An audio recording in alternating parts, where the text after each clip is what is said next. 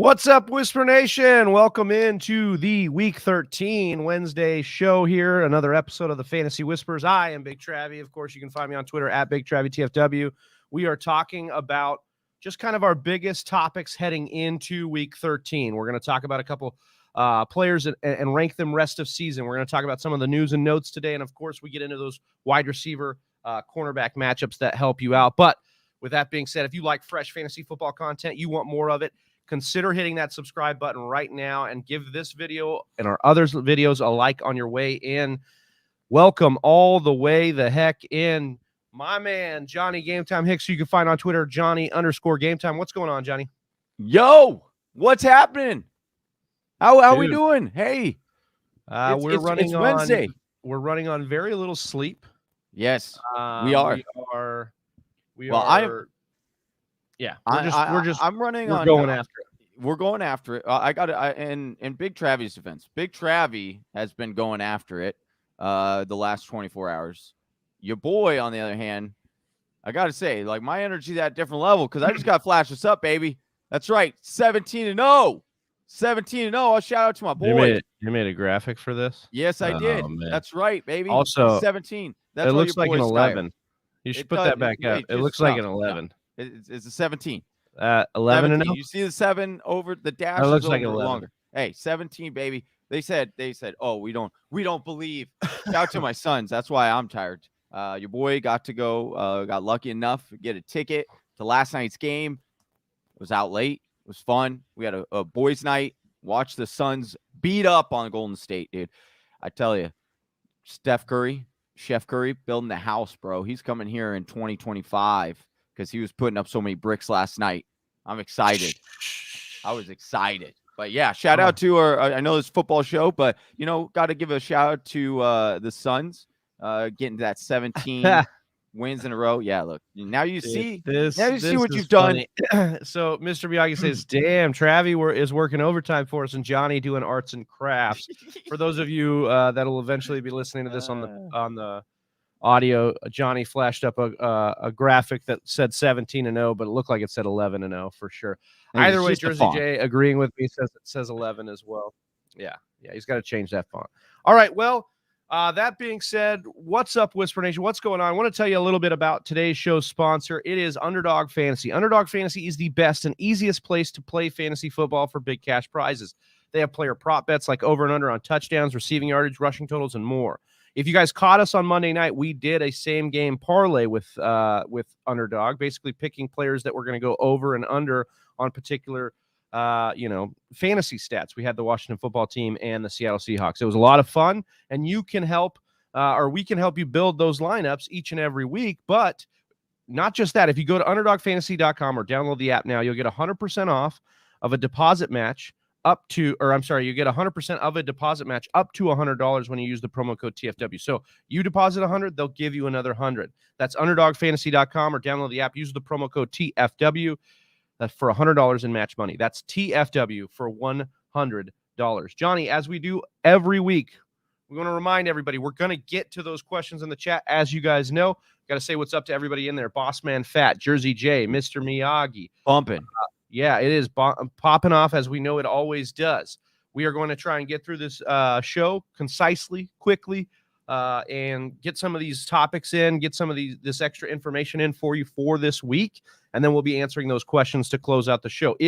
As always, if you want an immediate answer to your question, the super chat gets us to sell out exactly right at that moment. Yes. So we will basically throw the rules out for this show if you super chat and get in there. So just never forget that. All right, Johnny. Never. Yeah, don't forget it. Don't. All right, we're moving on through the news and notes here of this week's show. And Johnny, the top one, we were talking about this before. We didn't, there was not a lot of clarity for our guy DeAndre Swift. And now ESPN Jeremy Fowler's reporting that he could miss multiple weeks. So this was kind of the strategy I had when saying that Jamal Williams was the number one back in a win now mode for you on the waivers. So hopefully you were able to snag him up. Waivers probably cleared most likely in your league or clearing today. If you have another shot to go get him and your waivers haven't cleared, please go get Jamal Williams because plays Minnesota this week, Denver next week. And so you're going to have some situations there where look, they like Jamal Williams, and every coach ends up doing that. He liking Jamal Williams. And then Swift is looking like they're going to rest him a bit before they get him back in there. Yeah, let's get him healthy for the playoffs. It does, if you have DeAndre Swift, this is not the best news, right? You probably will need him or would like to have him at least in your line. I know I would over the next couple of weeks. But, like you said, get him healthy at least for that playoff push because we're definitely going to need him for that. So in that case, hopefully you did handcuff Swift with Jamal. We're getting to that point now where unless you're really needing wins on a week-to-week basis, like you have to win out in order to get in the playoffs, you should now start turning. I mean, we're going to talk about some players, obviously, rest of the season, Big Travie, but now is the time where you should start handcuffing your players. It's not necessarily you need to go after these dart throws, just start solidifying that roster and making sure you got your guys. Oh, man, there's some good questions in here. I know, we're getting it. Jamal Williams. We will get to some of these questions after we're at the end of the show here. But yes, I think there's so much here for Jamal Williams going forward here, at least for the next couple of weeks. Justin Fields has returned to practice with the rib injury. I'm not sure he goes here. Cracked ribs usually takes a little bit. They didn't put him on the IR though, Johnny, and it looks like he might be coming back shortly. Yeah, hopefully. You almost don't like this based on the way Dalton was playing. Like you almost for your fantasy players, maybe for I don't know if you like this a little bit more. Maybe for Darnell Mooney or not, but he seems to be. It doesn't really matter. With Dalton, we saw Cole Kmet getting involved. I don't know. How are you feeling here? I would think that they would not want Fields going against this Arizona Cardinals pass rush that has gotten to the quarterback pretty regularly. You got Chandler Jones. You got, my guy, Golden. He's been, he's at like 10 sacks. So I would think that you wouldn't want to put him Fields against that defense and give, Andy Dalton one more week. But we'll see. Matt Nagy's, we know he's on the hot seat. So he's probably like, I need to get my best quarterback out there. But like you said, I think Dalton is probably who you want if you have Mooney and Kmet and like you want these. And even the pass catching upside for Monty, you might even want Dalton as well. We know that rushing quarterbacks tend to ditch the check down in favor of the run. Either way, we'll move on to the next subject here. After being, there were so many conflicting reports, and really out of Dallas in general, there's so many conflicting reports right now. But we are told that the Cowboys wide receiver Amari Cooper is expected to travel with the team to New Orleans today and play against the Saints tomorrow night. Cooper, who is unvaccinated, tested positive for COVID and has missed the last 2 games. Both have been Cowboys losses. But it's looking like we're going to get Amari Cooper back into this lineup, Johnny. It looks like we are not going to have Mike McCarthy. We're going to have basically Jerry Jones down. I would be so funny if Jerry Jones walked down there with a clipboard. But yeah, this is what we're dealing with the Cowboys. Any thoughts here on Cooper coming back? Again, if you have Amari Cooper, you're monitoring the situation. He is saying that he is feeling those effects of coming off of COVID. So that is a concern. But obviously you want, for Dak, for some of these other pieces, you kind of want him to get back in there because it helps this offense. And then, you can move CD back into the slot and that helps him as well. So I am monitoring this because this will have a big effect on all those pass catchers, whether he plays or he doesn't. But do you expect him to play this weekend, Travis? Is that yeah? I'm actually pretty confident in Cooper tomorrow. I should say. Yeah, I'm actually pretty confident in Cooper being able to go here. He's had about a couple weeks, so he had the hamstring deal too. He's had a couple weeks to maybe get the hamstring right. As long as he can clear some of these symptoms that are bothering him, I don't think a cough and some of those things are really going to take it out of Cooper in this game. He's an athlete. He's a stud here. He's going to get out there and do it. This is an interesting matchup to look at. We're going to have mostly full health for the Cowboys. Cooper coming back here with a little bit of rest and a really good matchup against the New Orleans secondary. It's going to be interesting to see how the Cowboys try to bounce back, but I think Cooper's around the wide receiver 2 borderline for you. I think you could probably put him in your lineup and be pretty happy given the matchup here. Mm-hmm. All right, so Antonio Brown, Johnny, not back at practice just yet. It is Wednesday, and we did have Bruce Arians say last week that he felt confident AB could be back this week. How are you feeling about Antonio Brown opens the week with a Wednesday non-practice? Once again, I'll be a little bit more panicked if he doesn't show up tomorrow to practice. Again, Wednesdays are typically a Veterans Day. We know he's coming off of like an injury, so it's not a big surprise he's not out at practice. But if he doesn't show up tomorrow, then that is more concerning. I would definitely start to raise the panic meter a little bit. I did see some comments that were kind of interesting in like speculation. There's been a lot of like conspiracy theories that, you know, AB's sitting these games because he was actually not vaccinated, and this is a way to kind of be suspended without the league having a big deal about it. I don't know. That was an interesting thing. I said, I don't know if it's true or not, but definitely AB, we want to monitor that. Hopefully he gets back and hopefully he's healthy. All right, and then quickly, Kadarius Toney was working on the side, not at practice with his quad injury. And then, of course, it looks like Giants are going to be without Daniel Jones this week because of a strained neck injury. Not considered to be season-ending, says his coach right now. But we're going to have Mike Glennon starting for the Giants. Any, your quick boy from the Giants situation? Yeah, your boy. No, yeah, not good. I would start the defense against them. That's a good pickup for the week. Yep, I would agree with that. All right, we're moving on into the show, and so we wanted to do a little segment that we, as we move past some of these trade deadlines, we're going to move into something called play, stay, or run away. We're going to pick a few sets of players we're going to look at them with a rest of season lens, and we're going to decide if we're going to be, if they're a play for us, meaning we're trusting them rest of season, if they're a stay for us, meaning that we're going to stash them, or if we're running away because out of these three players, this is the one that, we're the least confident on. So that's what we're going to get into here. And Johnny, I'm going to let you start here because we're going to talk a little bit about some of these mid-round and in one case, out of nowhere running backs that we've had in this season.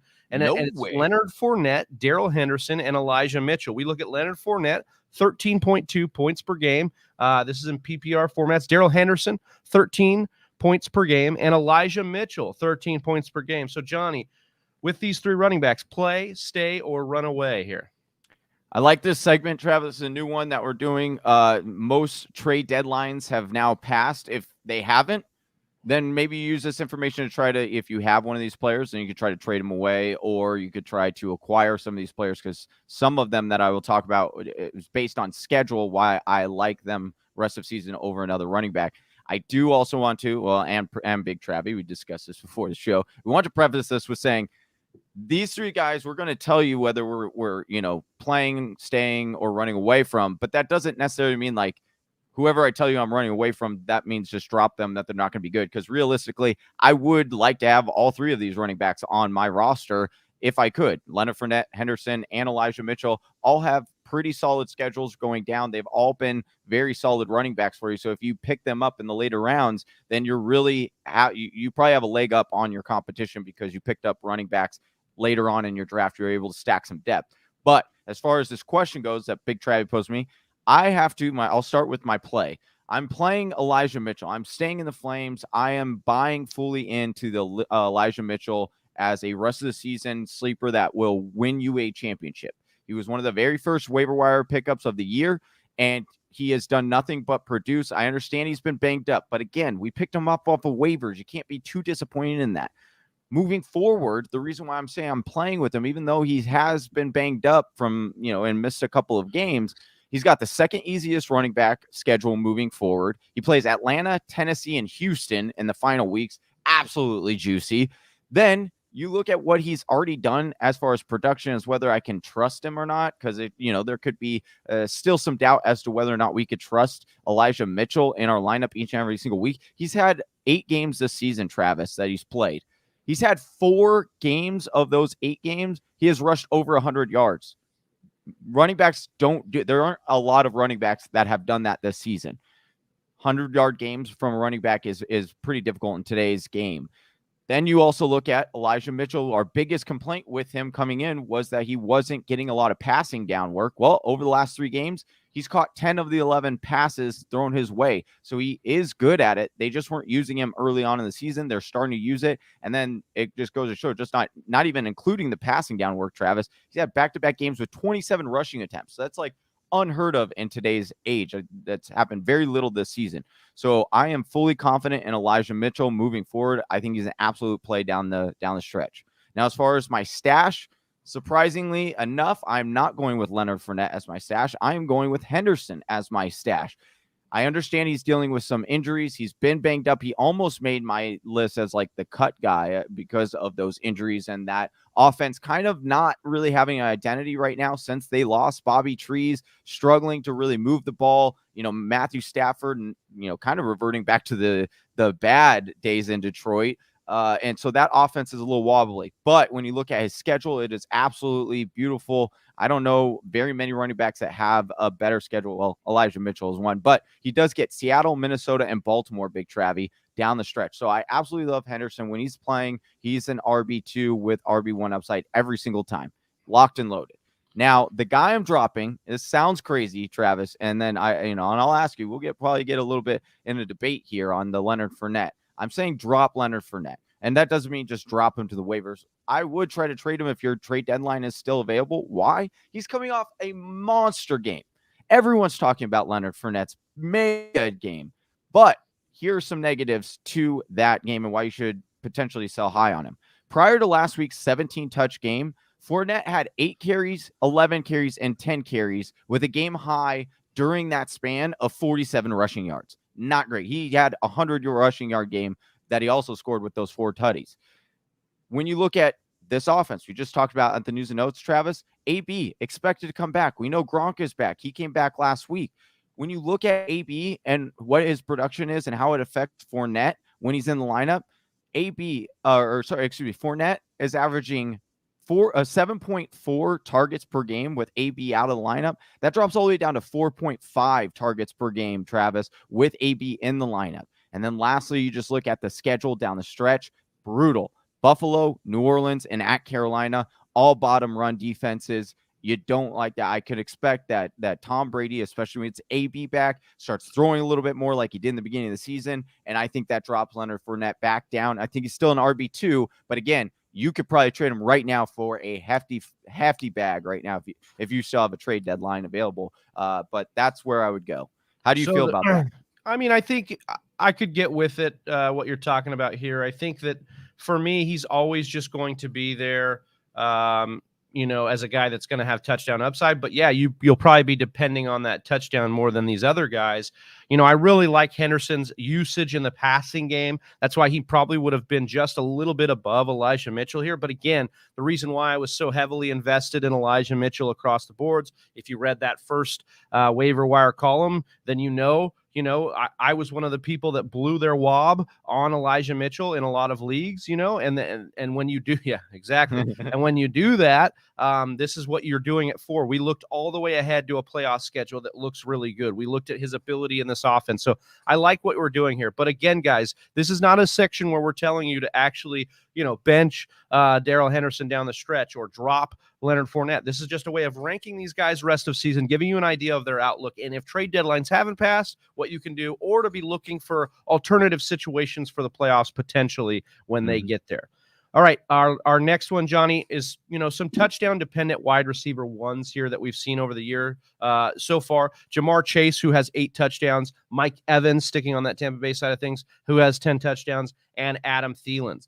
So again, it's play, stay, or run away here from these wide receivers. And for me, this might be a little bit surprising here, but here it goes. I'm playing Adam Thielen, okay? You look at these wide receivers, 90 targets, which leads all 3 of these wide receivers, and he's caught more balls with the higher catch rate as well than these guys. His team has a much narrower target tree than the other 2. We will see them likely lean on the pass more, where we see Dalvin Cook coming out of this offense. Finally, Johnny, he's 6th in red zone targets, so no reason to think he can't keep scoring those tutties. 10 touchdowns on the year. We love that, and it's not like Thielen hasn't done this before. He lived off touchdowns last year as well and was just an absolute beast for you. So I think he continues to do that down the stretch, and there's no reason why I wouldn't think so. I'm going to stay or stash your guy, Mike Evans here, Johnny. Great offense, 1 less red zone target than our guy, Adam Thielen. And he has the 2nd easiest strength of schedule for wide receivers rest of season. So again, I know AB's supposed to come back.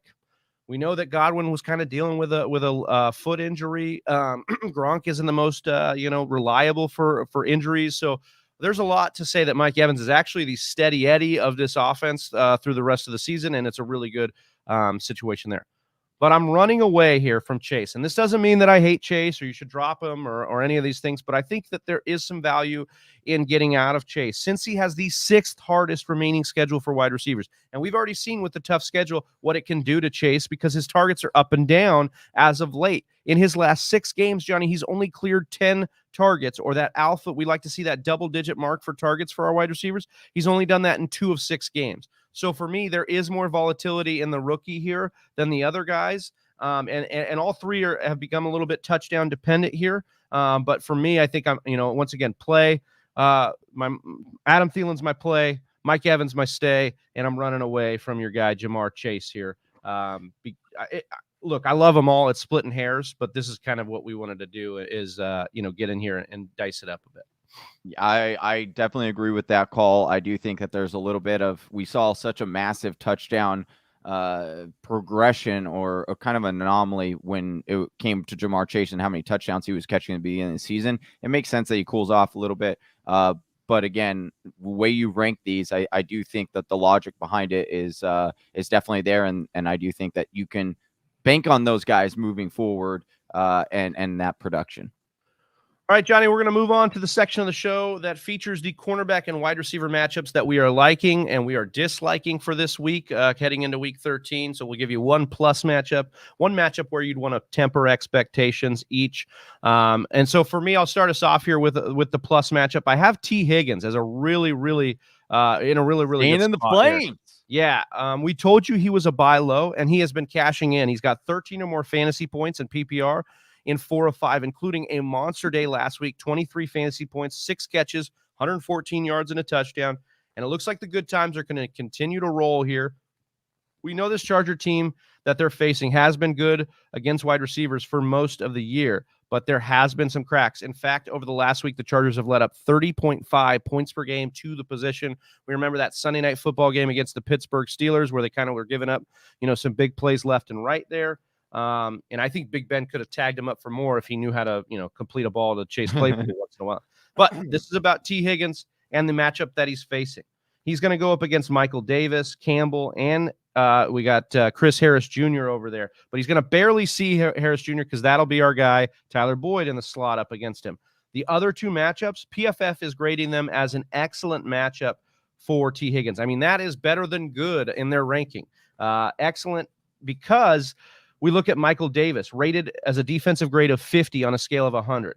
We look at Campbell. He's rated at 59.2 in a scale of 100. So for me, T. Higgins is mostly going to get these guys that are graded pretty low. They're allowing 75 and 60% catch rates respectively. They're, we look at Campbell, man, he's just getting absolute torch. 1.59 yards per route covered here for T. Higgins to face. So for me, T. Higgins is in a smash spot, and I think you need to, slam him into your lineup here. I like that one. I love T. Higgins this week. Johnny, what's your plus matchup this week? I actually almost chose this one. What do you have to say for yourself here, you homer? Are you picking AJ Green? I thought honestly you were gonna choose AJ Green, so I had to double check the notes before I put him down. But it would be AJ Green. I know this seems like a homer pick, but I'll tell you, you can ask Travis. I usually am pretty honest when it comes to my own team. I usually am a little bit harder on them than anyone. Because I do like them and I do follow them more closely, but that has no leniency on why I chose to go with AJ Green this week. I look at the matchup, and that is where the true numbers show me that it's a great matchup for AJ Green this week. Why? Because the Bears are 18th in the league and allowing 23.1 points per game. Tellingly, though, Travis, the Bears' opponents this season have averaged 23.3 points all season long.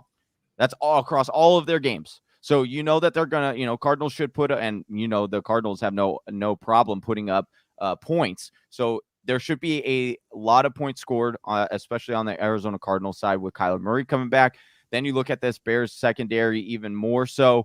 Put it under microscope. Bears have allowed the 8th most touchdowns to opposing wide receivers this season with 12, Travis. And then they've got a relatively newer rookie in there, a corner named Artie Burns. He will be lined up, according to Pro Football Focus, 49 of AJ Green's snaps.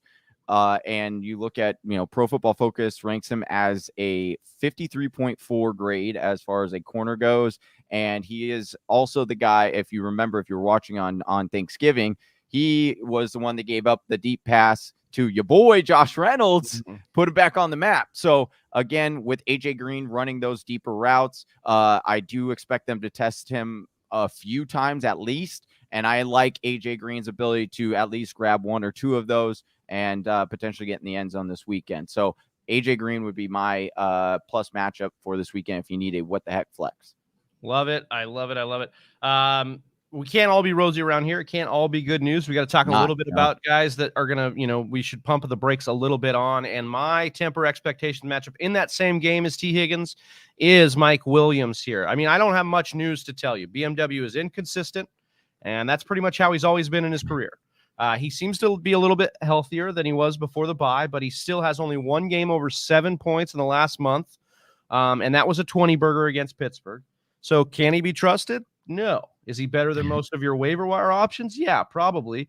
But he's living on some earlier season production, no doubt. He's remaining the wide receiver 17 in PPR. But BMW is really more like a low-end wide receiver 2/3. He's got wide receiver upside each and every given week. So what we try to do with these players is look at their matchups. We look at this matchup. As far as the matchup is concerned, Williams will split time between both Chidobe Awuzie, I had this before the show, and then Eli Apple pretty good at corner for the Bengals. Awuzie has been the better cornerback. He's only allowing 54% catch rate. PFF ranking the matchup as below average for BMW. Additionally, even though Eli Apple is actually ranked lower than Awuzie, he is allowing fewer yards per route run covered than his teammate. All of this is to say I do not like the matchup because BMW is going to be basically seeing one or the other. They're ranked pretty high. We know the strength of Cincinnati has been on the back end. I understand the want to play him given the upside any given week, but all signs point to tough sledding for the big man this week. Let me ask you, because Cincinnati's defense is a little bit under the radar. Do you believe in Cincinnati? Because I almost put Keenan Allen, because Keenan Allen also has some difficult matchups as far as the cornerback. Obviously, you just broke down the two for Cincinnati. Is the Cincinnati defense for real? They've been putting up some decent points on for fantasy defenses. Do you believe in that defense moving forward, or do you think it's just more strictly on matchups? It'll be matchup based. Here's the, I broke this down in looking at Herbert this week because if on the matchup show, when we do that one, you'll figure that out. But basically, we're talking about the quarterback situation. And we say, they only allow about 17 points per game to the quarterback. They've been pretty good on defense. Well, when we look at that, I realized they only played 3 top 10 quarterbacks all year. Kirk Cousins, Lamar Jackson, and Rodgers, and all of them cleared 20 points. So really, it's been more about the, scheduling. Big Ben, Derek Carr, some of the Jets quarterbacks.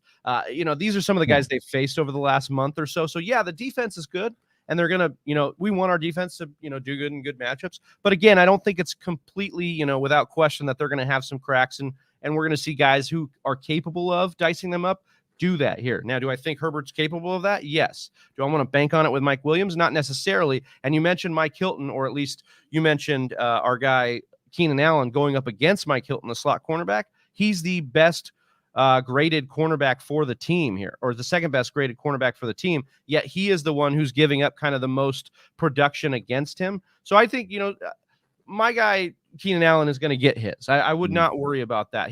Volume should he gets open, man. And it doesn't matter who he's up against, that guy gets open. Whereas Mike Williams needs the big play, needs a 50-50 ball. And that's why it's called a 50-50 ball, because sometimes he's going to come down with it, sometimes he won't. Yeah, I like it. Okay.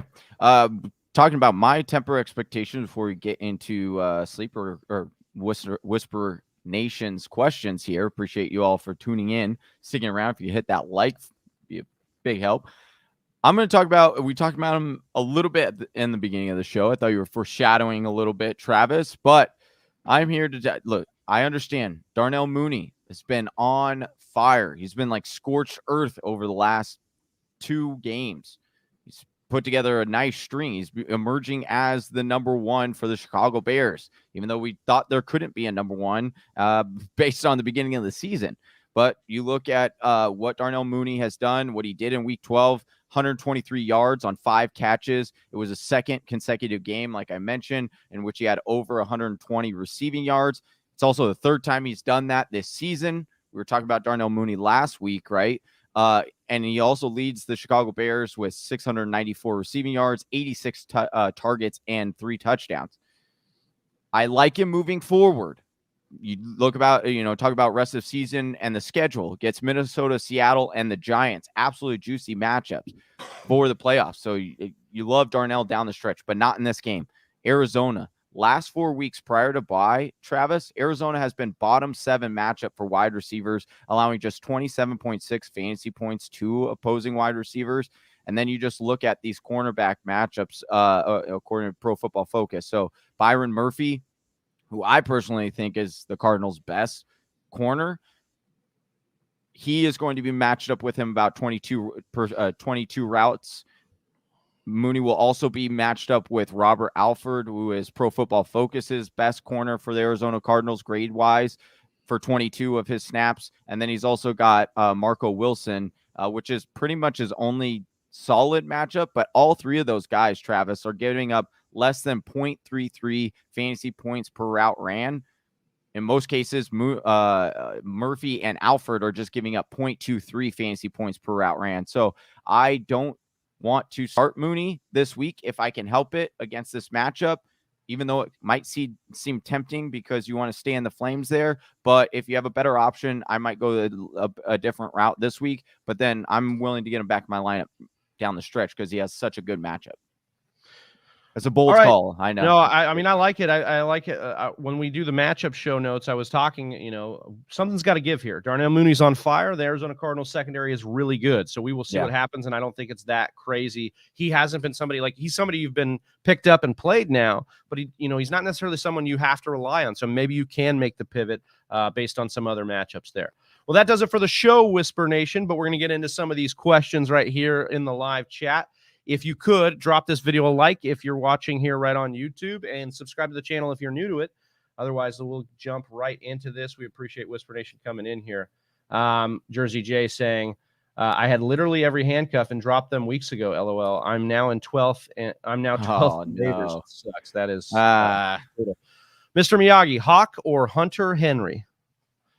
I mean, if you want to, here's the thing. I think that Hunter Henry in the middle of the season was basically overproducing and relying on touchdowns, and we cashed in while we could. But for me, Hawkinson now, especially with Swift out, is going to be a guy who's going to be even more the focal point of this passing attack. I'm rolling with Hawk. I know matchups are not great for Hawk down the stretch, but again, the utilization is what I'm banking on here. Volume to carry him. And that's kind of what happened on Thursday. We didn't really love him going into the game, but he gets that touchdown and he pays it off. And I think he's definitely a good start going forward. I like that. And also Hunter Henry going against Buffalo. Buffalo's been top, or they're really good against bottom 7 matchup for tight ends over the last 5 weeks. So I would not go in that. Would you start Javonte Parker in the flex over Freeman, Tony, T.Y. Hilton, Brandon Bolden, or Boston Scott? I mean, Boston Scott, if Miles Sanders doesn't go, is the play. Yeah, and I would go Freeman over Parker if I could here. That would be like Pittsburgh has been really bad against the run as of late after starting really good against it. Jersey Jake in here. Well, sorry, he was saying Deontay rest of the season top 15. I do think rest of the season Deontay is set up to have as long as Ben isn't like dead, but I do think his schedule lines up really nicely for Deontay to explode. Bossman Fat, drop Beasley, Bateman, or Sterling Shepard for Dontrell Hilliard. Which one? My receivers are Devontae, Deontay, and Amari, so I don't need much depth. Drop Beasley. Yeah, I mean you could drop Beasley and Shepard pretty much, but drop Beasley first. Yeah.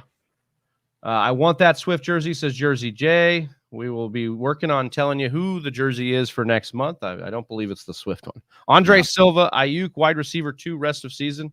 Looking like he's trending that way. I'd be hesitant to give him that crown just yet, but the Debo injury could very much help our guy Ayuk down the stretch here. And definitely a great playoff schedule down the stretch as well for Ayuk to do that. Jersey J said, I had Williams, Madison, and Michelle until week 8. Dropped them because I needed wins. I have no luck. Ooh. Well, Nick is saying Jamal over Gordon or Javonte Williams, Johnny. I mean, I think Jamal is the play over both of those backs. He's not splitting. He's likely not splitting time with anybody. This is a good matchup against Minnesota. I think this is a good spot for him to get it done, and I would play him over both of those guys. Andre Silva, is Henderson banged up this week? It looks like he's dealing with a quad injury, but from what I'm reading, it's not that serious. But we'll see what happens there. When is Henderson not banged up? Yeah, that's true. That's his middle name. Henderson banged up. Well, Henderson isn't his first name, but you get the point. Let me see. I'm trying to find another question here. Scrolling through. Wait, we did this one. Scott asking about DiNucci. I don't know what his love affair for DiNucci is. Should I start him from here on out? I don't think he's ASU fan. He's ASU. I know Scott does love Ben DiNucci. Yeah. Boston Scott League winner, says Jersey J. We'll see. I mean, Sanders would have to be out for extended time. The Chosen Rose says start 2 and 1 flex. Zeke, Eckler, Michelle, Patterson, Madison. So you're getting Madison and Eckler in your lineup, and then the flex I think would be Zeke actually it would be Patterson. Yeah, Patterson. I would go with Patterson. A tough matchup for Zeke and the indecisive. I mean, you're in a very good spot to be able to have all those guys. Judy, Kirk, or Gage? I'm going Christian Kirk here. Good matchup with Hopkins back and AJ, and obviously Kyler. He could be the guy that's like the unsung hero there because the attention goes to the other guys here, and I think Kirk could get free for a lot of stuff. And Andre Silva saying Miles Sanders was dropped in my league. Is he worth a stash? Yes. If we don't. They haven't shut him down yet. It is. I'm not sure if it's the same ankle, but he's definitely worth a pickup right now if you can do it. Yeah. Foreman or Sanders half point PPR. Oh, this is your rest of season. Yeah, I'd take it Sanders. If he can just get back healthy, he's the better play in that offense. Yep. I somehow got Alexander Madison in a 10-man league, and I'm in 5th. People not paying attention to my league or gave up. That's why we say go check it out when we say every week there. And this is also why we say if you don't give up, like even if your record is not where you would like it to be halfway through the season, other people do give up. Other people don't pay attention, and allows you to capitalize on things that you probably weren't able to capitalize in the beginning of the season, which is why a lot of people are able to turn their season around when you hit that subscribe, hit that bell, because we tell you who to go pick up, and then you just got easy money. Epic says, I'm rolling with Kirk Cousins over Carr this week. Good move, ? I believe so. Kirk Cousins is the better play in my mind than even in that good matchup. All right. Truly Epic says, so I got CD in an IR spot because he was out last week, and now I got to drop someone to use him this week. I'm thinking about dropping OBJ. I just don't see him being better than Ayuk or Renfro. So I like Ayuk. I definitely want to keep Ayuk. And so it's between Renfro and OBJ for me. We haven't seen the rest of your roster. If you're rostering 2 quarterbacks, 2 defenses, something like that, I'd drop one of those instead of these guys because I think OBJ getting 10 targets is an absolutely great sign coming out of their bye. Seeing him burn the secondary, a good secondary in Green Bay, was a good sign. And I just think that this is a guy that, if I'm looking at Renfro between OBJ rest of season, one of them can be a really ceiling hit every single week. One of them is probably going to be your floor play. If you're in a straight up PPR, I get it. If you're in a portional PPR or standard, I like OBJ even more. But for me, I think I would drop Renfro here over OBJ. I just think there's too much upside with OBJ in this new offense. Baby Santa saying, sup guys, I'm locked for the playoffs. Congratulations. I have Madison right now looking to get a tight end for the playoffs. Should I go for Kittle or Waller? I have Knox right now in half PPR. I think you're okay with Knox. Yeah. Like I would keep Knox. Like I think you look at his schedule rest of the season, very good for tight ends. And he's been like, who was it that pointed out? I think shout out to whoever pointed out yesterday in the live stream, Travis, where Josh Allen has Knox on his fantasy team. So yeah, give me that, dude. He wants to win. Like, this is great, dude. Scott asking, who's the juiciest? Big Travie, Game Time, or Ben DiNucci? Probably Ben DiNucci. I'd say. Probably. Yeah. Who's a good QB pickup for the week? I have A-Rod on the bye. Tua, Heineke, Ben, Tyrod, Bridgewater are the top 5 available. punt this damn thing. I am going to go with Heineke. I think he's the best opportunity here. Vegas and Washington playing each other here. Could be a sneaky a shootout here. We've seen Heineke get there multiple touchdown games before, so he'd have the most upside of all those guys for me. Okay, guys, Gallup, Cooper is playing, or Rashad Bateman or Mike Williams. See, this was the conundrum with Mike Williams. I have him as a fade here, but I'm playing him over these three guys. Cooper coming back, Bateman, dealing with Lamar kind of shaking the rust off in that situation. I'm definitely going with Mike Williams here. Should I trade Elijah Mitchell and Jamal Williams for DK and Javonte full point PPR? Do not do this deal. No. You basically have Elijah Mitchell is a guy that's going to be in your lineup the rest of season with a great schedule. Jamal Williams is basically Javonte right now because he's going to get more volume than Javonte. And then DK, we just can't trust what's going on in Seattle right now. Yeah. Also pick two of these: Pollard, Javonte, Jamal, or Barkley. No, I'm playing Barkley. Yeah, Saquon has to be in your lineup, and I'm probably going Jamal Williams as well. I think, again, the volume here is going to supersede some of the other situations here for me. Elijah Moore or Devonta Smith, full point PPR. I know we're dealing with Hurts' injury, but give me Devonta Smith against the Jets. Terrible secondary here. I think this is a get-right game for the two of them. Yeah, I think, Devonta Smith. Drop Goddard for Freiermuth or Komet. I have Waller, but likely won't play. I don't think you drop Goddard. I think you keep on to Goddard. He's got big upside. Yeah. But I don't mind, I don't mind picking up Freiermuth if you have another player to drop, Eric. Ronald, I watched the play. I'm a Packers fan. They didn't fall down. He burned them. Watch the play again. He also burned San Fran on many out routes. You need it. Trust me. He's got speed. It's not like he doesn't have speed. It's the whole question is, can the timing be there? Fall down. They were running to the back of the end zone to try and get him, dude. They didn't fall down. He beat them. Just deal with it. I know people don't want OBJ to be good because he's some diva and he's good still. And he's in an offense that's going to give him 10 targets a game because that's what they were giving Woods before he got hurt. So that's where I'm at with it. Let's see. Josh is playing now. Yep, we got that. Yeah, does he actually have him in fantasy? Who has the hotter wife, Brady or Mahomes? Definitely Brady, in my opinion. Yeah. What about DK and Madison for Debo? No. I wouldn't do that deal. I like Madison. I think Madison could win you your league here in the next month or so. And Debo's, again, we don't know the severity. It is projected as of right now, or the last that we've heard, it was just a week, and he should be back after that. But again, it's a groin injury, and you never know with that kind of injury what could happen. So I don't like to trade for injured players. Jonathan says, I traded Kelsey, Antonio Brown, and Van Jefferson for Jamar Chase, Hunter Renfrow, and Higgins. Knox is my backup. Did I get fleeced, W or L? I traded Kelsey, Antonio Brown, and Van Jefferson. I got Jamar Chase, Renfrow, and Higgins. Knox is my backup. I wonder why you got both the Cincinnati wide receivers. Yeah, but that's a little bit. I mean, I don't think it's. I don't. It's not bad. Slightly down. It's slightly. I think it's slightly down, but only because Kelsey. Really, Kelsey's the real. Otherwise, this is a. I mean, and trading away an injured Antonio Brown, and trading away a Van Jefferson, who is going to have big games like he did, but is a tertiary piece. That's what I would just kind of go with there. Serious question. Scott says Swift and Cook out starting. Hold on. Swift and Cook out starting, CEH and Drake. Should I go for a Boston Scott? Yeah, I mean, over Drake, I would for sure. Yeah. I'm just worried Madison is going to be irrelevant again in 2 weeks, which is when my playoff starts. And that could happen. But again, it's a very murky situation for Dalvin Cook's shoulders, so we don't know. You might as well keep it going there. Mm-hmm. He wants to cash my golden ticket while I can. You know what I mean? I definitely get it. But again, Madison could be available for, even if Madison's available for you in that first week of the playoffs, that's going to be worth it because that could help you get to the next round. And I think that's a situation that we want to figure out. And Debo, we're dealing with a weird timeline as well. I mean, it's a groin for Debo, right? Right. So, I mean, that's something that could easily happen. So, or easily. And I think if I'm trying to trade, I mean, he already made this trade. I don't think it's the worst trade. I think you'll be fine. But it's just not ideal, or excuse me. He's talking about trading Madison. I'm looking at a different one.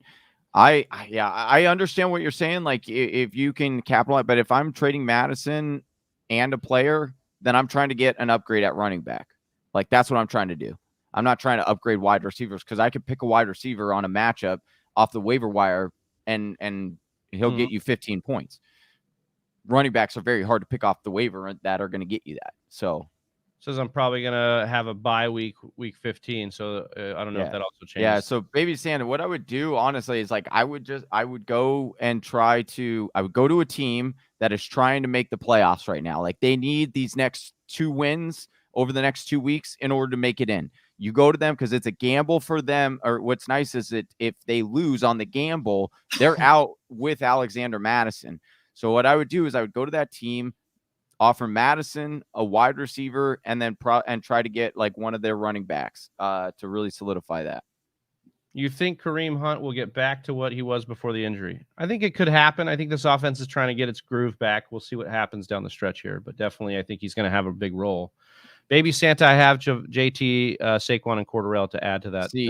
Okay, so he has those 3. So it's almost like you might be able to even do like Saquon and Madison for, I mean, I don't know, another. I mean, you have JT. JT is going to win. Cordarrelle's going to win you. I see what you're saying. Though, like you might not even be able to use Madison. So, but if I can pair like Saquon and Madison and get, one of the top 5, like an Eckler, like if the Eckler person is struggling right now, and you're saying, hey, I'm going to give you 2 running backs, Saquon and Alexander Madison, you can use these guys to squeak into the playoffs potentially. You need to win these weeks. That's the argument I'd run. And then you get Eckler back, who has a top 5 running back schedule rest of way to pair with J2, who's already going to be a league winner, and then Cordero, who's also a league winner. So like you stack those 3, I think, and you won a championship. All right. Javonte or Elijah Moore for flex PPR? Ooh, I think Javonte has the safer floor, but Elijah Moore has the higher ceiling. So that's what I would go with based on your matchup, whatever you need. If you need a safer floor, I go Javonte. If you just are swinging, like you think you're going to lose or you're projected to lose by a lot, I would go Elijah Moore because I think he has a higher ceiling. That does it for us, Whisper Nation, and this Wednesday show. We appreciate every single one of you that were in the chat and that are listening to this across the airwaves. For Johnny Game Time Hicks, I'm Big Travie. We're the Fantasy Whispers, and we're out. Peace. Appreciate you, Whisper Nation. Make sure you hit that like and subscribe. Right here. Look at you go. You made it to the end of another one of our videos. Hey, if you still have some questions, I totally understand. Or you just want to join an awesome fantasy football community, head on over to our Discord chat. Link is in the description below. And if you're still not sold on us, check out one of these videos.